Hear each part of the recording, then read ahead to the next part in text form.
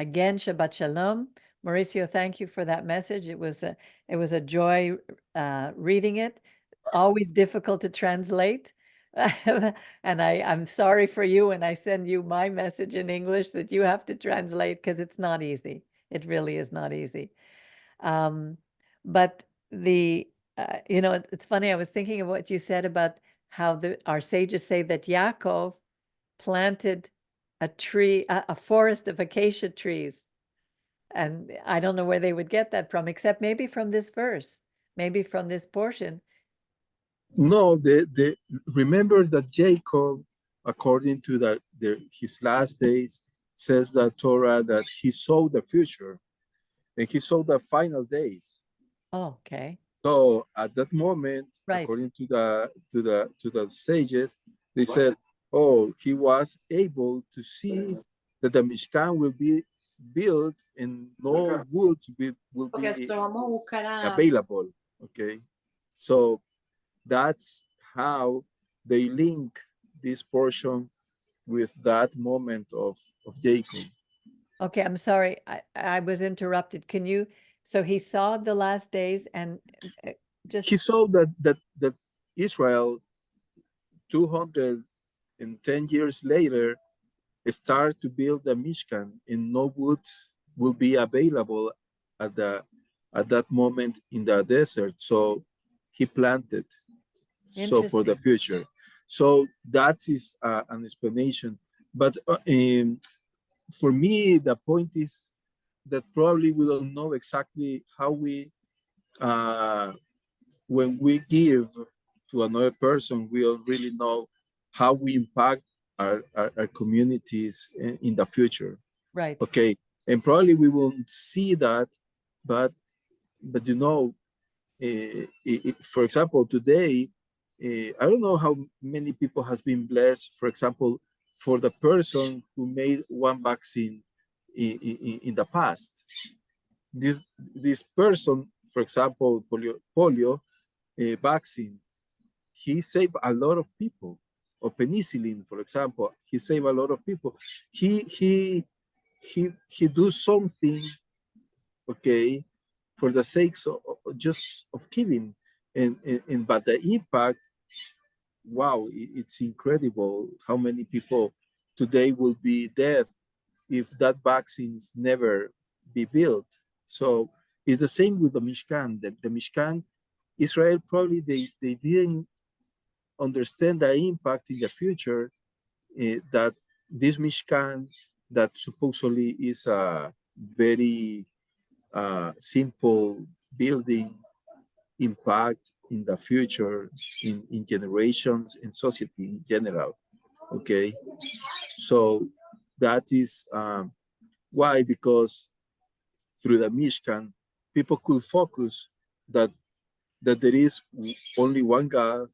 He doesn't he lives in a place that is moving continually. Okay, he doesn't need a temple like the Egyptians, the Syrians, and all these Chaldeans. No, he wants a place just to be among all of them, because it's true that the Mishkan was among all the people of Israel, because the four tribes were in the north, on the south, in the east, and the west, and then now the other tribes were surrounding. So it's interesting. The Mishkan was the center of all these people. Okay, God was manifesting there. Okay, and as I mentioned, the point is not about the Mishkan, because people trying to put the Mishkan, the temple, in a higher position than the eternal. The point is the eternal there, okay? Because I can have the temple of Shlomo again, but if God is not there, so that is not so really important. It's like, I can put you an example. For example, I enjoy the house that God has given me. Okay, I really enjoy it, but it's not the same when I am alone in my home, when I am with all my family. it is not the same. It's like there is a spirit with all my family that makes me happier, okay, than living alone. I know there are a lot of people living alone, but the point is, no matter, it's not the building, it's the persons who dwell at that at that place, okay, who makes that special place shines. So uh, and so it's important also from God. Okay, God is not trying to say, oh, the Mishkan is the most important thing, and I want this and this, and no, the point was not that. The point is, I want that you build me something, okay, that you create something as I create the word, okay, in order that you exercise your free will, okay, So how do we, because you want to. exactly. So how do we, in this small community, apply that to us? Yeah, the point is, for example, um, I would say, well, we are together, and all of us have different skills, okay, and you know, it's very interesting this because um, people sometimes it's like, oh, I don't have nothing to say. No, do you have mouth? Do you have ear? Do you have a tongue? So you have something to say, for example. Oh, it is not important what I'm gonna say. No, it's important. It matters. To God matters. As the slogan, Black Black Black matters, lives. Black lives matter. Okay, is the whole world matters to God. Okay, It's like the so different materials. Some brought gold, some brought materials, some brought different things, some brought their talents. Everybody yeah, brings something to make this community thrive. yeah, Yes, and everyone is important for this community. We exactly. can give, and the point is that we can give not because it's not like for I could say, oh, okay, look, I don't know, Mildred, for example, Mildred, speak. No, that is not God's. Right, If Mildred wants to talk and she wants to share something, she can do it because she's free. right. Okay, or Etil or Alejandro, Ronda, or Brian, or Isabel, everyone. We can give and we don't have to say, oh, probably, I don't know, it's, you know, that those ideas do not come from God, okay, because uh, I'm, yeah, I can recognize not all the people have the facility to express their ideas, but we have the for example, Moshe recognized that. He said, oh God, please, um, help me with someone else, okay, to be with me. To whom God sent? His brother. To Aaron, his brother. So Aaron was all the time behind Moses, uh, just to keep his brother, and he will, is like I don't know if you can see some picture or some movies that there is a person supposedly he doesn't understand nothing about that language, but there is an interpreter behind him. So this person is translating him everything that the other side is talking. But the point is, this person understands every single word that the other person is are speaking. So uh, there is like, okay, I'm gonna tell him what to tell them. So people probably could say, oh, I don't know what this guy is saying. He needs a person to translate. Uh, But not only but that, then, yeah, sometimes you have more courage when you have another person with you. Like very often, if I go for a walk I rarely stop and talk to people in the same way that if I go for a walk with Miriam, we stop and talk to a lot of people. We'll talk to dogs. You know, we will go into stores, and there's something that when you're with someone, two is better than one, The one. and three is stronger than two. In community, the rabbi always used to say that, like a three-threaded braid is much stronger than two or one. So that's why God wanted us to be in community, to strengthen Yeah. us, to help us. But the point is that free will in the care of giving, okay, it's very important um, because you give like one person, but the effect is in plural, okay.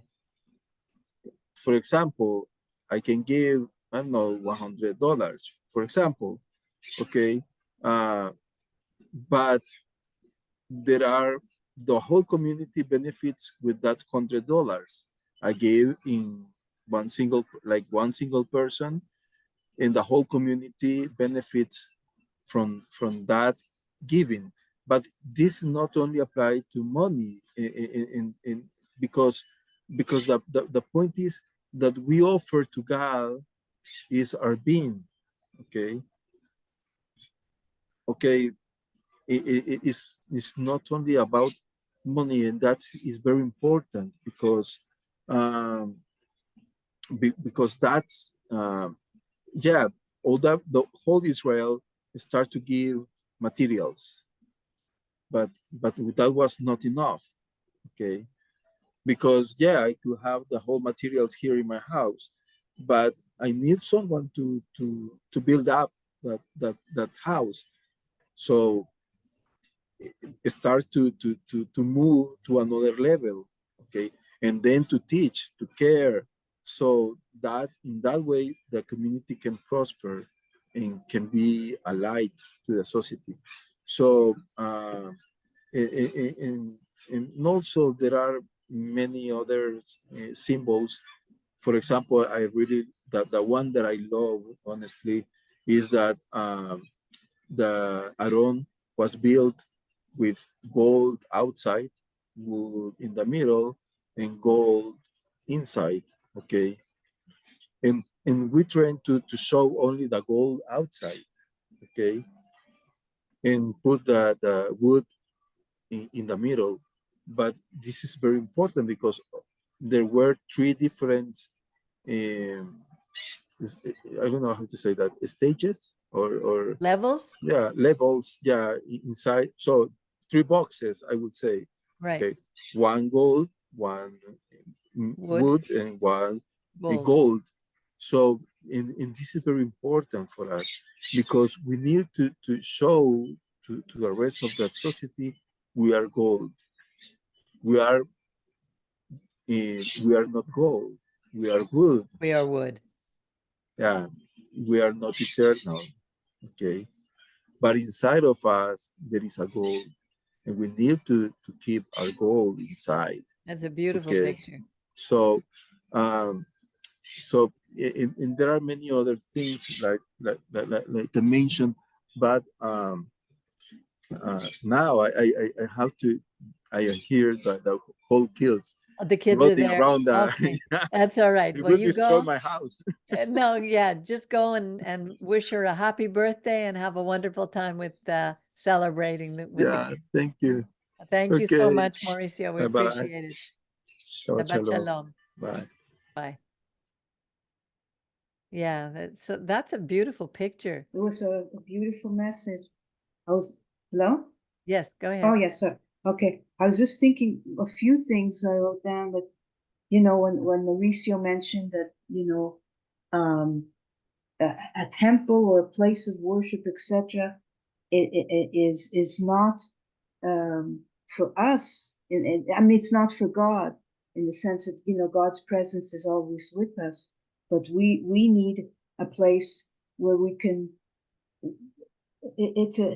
by going to a place, first of all, we're in community, etc., but also it involves our free will. I like what he said about comparing situations of slavery versus free will, like with the golden calf versus, building the temple with the gold and all the silver, etc. Like the golden calf, we were ordered, we were in slavery, and we used to, bring your gold and silver, whatever, to build the calf. And with the temple, we're not ordered to bring our stuff. So free will is like so vital in everything we do. And like God doesn't need our temple, our gold, etc., but he does need something that has nothing to do with the temple or anything. He needs our heart. He needs us to, and even that It's not a is need. not because he needs it. Our life, without God, a life is not a good life. So everything in the sense God does for us, even our worship of him, is really ultimately for us, and our giving to others ultimately is also for us, but anyway, just a beautiful picture that you gave of everything.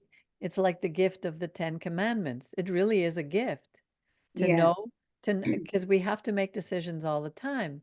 So to know how to make a right decision, right from wrong, is really a gift. And right. and you know, yeah, uh, I lost my train of thought, but the pagan cultures would impose, Yeah, and religions impose upon the people. They tell us that we must give to them so that we will be blessed. There's like, and you see so many wealthy religious leaders. Politicians do the same type of thing. They impose upon the people. Look what happened with Stalin. He imposed a communist or an atheistic religion upon millions and millions of people. They lost everything. And God doesn't want us to, when we go to the congregation, he doesn't want us to leave our brains at the door. He wants us to think. He wants us to have free choice. And if he wanted us to be fully obedient, he would have made us robots, but he didn't. That gift of free will is so valuable, so precious. And we have to learn how to use it. Really, how it's to. because for example, if we were in a situation where we didn't have access to let's say we're stranded in the forest or whatever, you don't have a mezuzah on the door, the kissing of the mezuzah, that is a tradition, which is fine, but if we lose that the meaning of it, and I've seen people get really upset because they haven't kissed the mezuzah. They may run back into the house and run out again, and like, what does that do for anybody? Is that really worshiping God? And all the things that we've created, rituals, as the rabbis always said, are good if they enhance our worship of God. But there's so many things. I was speaking to one of my friends, and she does love God, but she's just talking about different things, and I didn't see how any of those, if they don't enhance your walk with God, had any relevance. That the rules and regulations are uncanny, Yeah. Uh, For people who don't know what the mezuzah is, oh, it right. comes from the Torah, and we read it in the Siddur, about how we were to write his name on the doorposts of our house. So obviously, we don't take the doorpost everywhere with us, but we take a little mezuzah, which is like a small, it's either made of wood or different materials, and inside we place the Shema and the Ve'ahavta, which we also pray from Exodus. Love the Lord our God with all our heart, soul, and might. Love our neighbor as ourselves. And we talk about the Ve'ahavta, to love our children, to teach them, and write God. It's like writing God's name on the doorpost. When I come into my house and I look at my mezuzah on the doorpost before I come in, it's like it's telling me God is with me. God is with me in my house, wherever I go. I know Rabbi even had a little mezuzah in his car. God was with him there. And it's a symbol of but it's not, it's not to be an object that becomes superstitious if you Well, don't. let's say you forgot, you ran into your house because you had to retrieve your keys or something, and then you ran out and you didn't kiss the mezuzah or touch the mezuzah. It's not, it's okay. Well, no, because that's a superstition. They believe in bad luck. No, I'm So they're saying, trusting what in, I'm saying. but The what you're mezuzah saying is there. they're using it as a superstitious icon, and it's Exactly. not an icon. No. And we have to remember that everything is to point us to God. The Mishkan was to point us to God, away from the gods of Egypt. Always, everything that we do is to point us, and not a God who imposes, like the deities of the pagans, who say you have to bring an offering, and we're going to offer a virgin to this God because he's displeased with our behavior. This is not what God wants. He's a No. loving and merciful, and he wants us to give out of that love, not to give because it's something that's imposed upon us.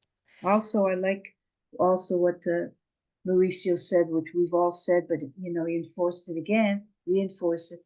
The idea that when we give, for example, in the congregation, if we give up tithes, we could say we're giving to God, but we're not. We're giving really to build the congregation. We're giving to so that we could meet. We couldn't meet if we didn't give, because you have whatever, there's expenses. So we're giving to each other and to the administration. We're giving, and because through that we could worship God in community. So giving is not literally to God. Exactly. You know. If people in the community, and we're very small, we don't have many members. So if the people didn't give, we wouldn't even be able to have a Zoom meeting. Exactly. We're not big enough to be able to afford a building, a place, but we still can meet. And that's what we have to, Right. support. And people don't realize what it takes to run a community. And let me tell you, I know. But And it's just that sometimes it's so spiritualized in different religions, etc. Tithing to God. Yes, but people forget, the practical implications in life. yes, yes, let me share the screen because Moshe is just sent us from Uganda. Now, I don't know if this is a picture. What happened to? Oh, Oh, it looks very, hang on a second. There, can you see that? yeah. Moshe, where is this this is outside from your congregation, your synagogue? It's a beautiful mezuzah. I have one on the door here before I come into this room. Usually we put them in all the rooms, but I put one outside my door in the apartment.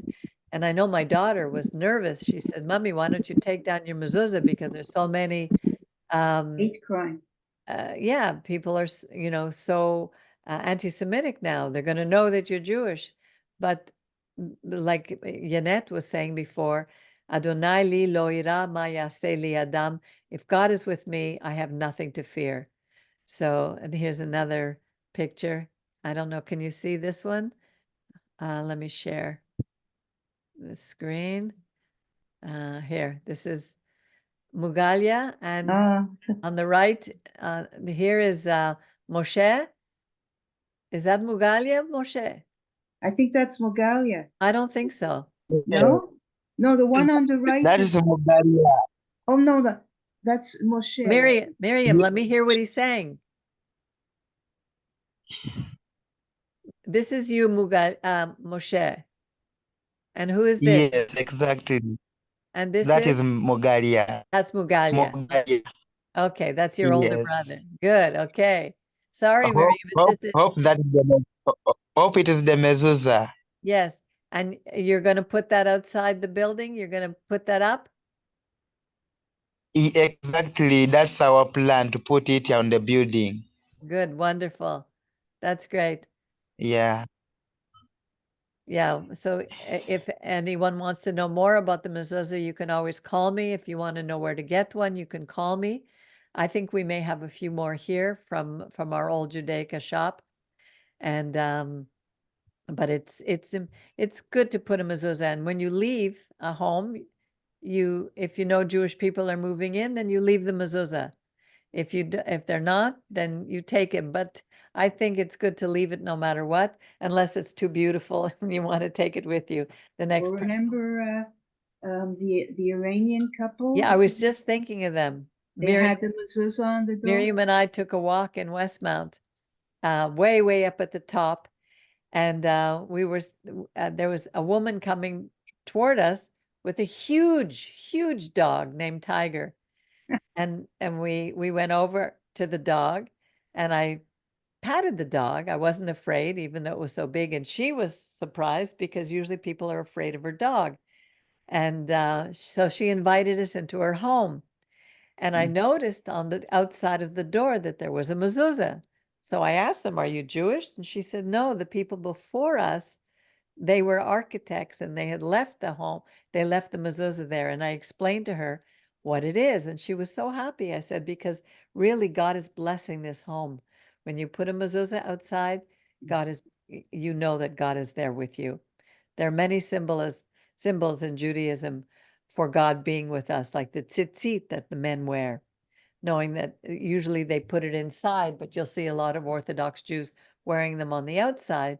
It shows that it's a reminder for them always to be obedient of the commandments. The kippah that we wear on the head is a reminder, like we saw in the picture again of Mugalia and his brother Moshe, that they're wearing kippot. Brian is wearing a kippah. You want to show your kippah, Brian? You see, he's got a kippah, beautiful, one from Jerusalem. And these are symbols, not to be superstitious items that if we don't wear them, something's going to happen to us. Like even when we had our Torah, you see the Torah behind me. We used to, and Alejandro picks it up and we show the Torah. It's not that we worship the Torah. We would kiss the Torah, but not as an item of worship. People thought, oh, that's just like being pagan. No, it's we're honoring something that God has given us. And it's very different from a religious practice. If you don't do this, something terrible is going to happen to you. So that was a wonderful message. And does anybody else have if you have any questions, one of the things that, yes, Brian, I can't hear you. You have to unmute yourself. No, you can't yell louder. You have to unmute yourself. I went to the service. I put my phone You and put your record. I can't hear. you put your kippah on. There's something wrong with your sound, Brian. Just a minute. You went to the service downstairs at Maimonides, Yeah. and you put your own talit on. No, I put theirs on, Okay, that's good. and I recorded it in my pocket. Okay, They can't see nothing. But okay. but they don't use a microphone, so it's hard to hear it. It's hard to hear. Yeah, it's okay. They didn't talk about that everybody. Yeah. Okay, your sound is very bad. I don't know if you have other things going at the same time, but there's a lot of static. So maybe are you on only one? Anyway, we'll talk about it later. I'm going to turn it off because it's making a lot of noise. All right. Moshe, do you have anything you want to add? No. Okay. Did you Yeah. listen? What did you think of the message? Pardon? Were you able to hear the message? Yes, yes. It's good. Usually I recommend that we listen again when I send it out. You listen again and you can read them also. And that helps to learn because it's only in repetition. We're like children. When we hear things, Yeah. you hear something again the next time, you hear even more the next time. So God's word is very powerful, and it helps us to grow and to learn and to change our own lives to be better. And that's what we want to do. We want to be, like Mauricio said, the ark was made with gold on the outside. In between it was wood, and in the inside it was gold again, showing that we shine on the outside. On the inside, we're just like wood. We're temporary. But our inner beings are like, our spirit is like gold, which needs to be constantly renewed. And by reading the Torah, by reading the lessons, by living the Torah, by obeying the commandments, that's how we become more gold in the world. And so if that's all there is for today, I want to wish everybody a Shabbat Shalom. Have a wonderful week. It was good to see everybody. And we'll speak to you very soon again. Shabbat Shalom. Shabbat Shalom. Shabbat Shabbat shalom. Shabbat shalom. Good week. You too. Have a Okay. good week and enjoy the Okay, rest okay, of okay. Shabbat. Yeah.